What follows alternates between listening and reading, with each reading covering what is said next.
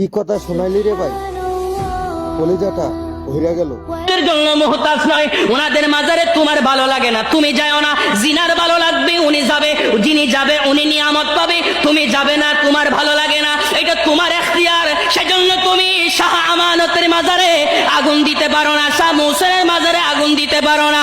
ওই চাঁদপুরের জমিনে আগুন দিয়েছে, যশোরের জমিনে আগুন দিয়েছে, অনেক জায়গাতে মাজার ভেঙ্গেছে, বোয়ালখালীর জমিনে মাজার ভেঙ্গেছে। এগুলা হিন্দু পাড়ার হিন্দুরা ভাঙ্গে নাই, ইহুদি পাড়ার ইহুদিরা ভাঙ্গে নাই, এগুলা ভেঙ্গেছেন টুপিওয়ালারা, দাড়িওয়ালারা, পাগড়িওয়ালারা।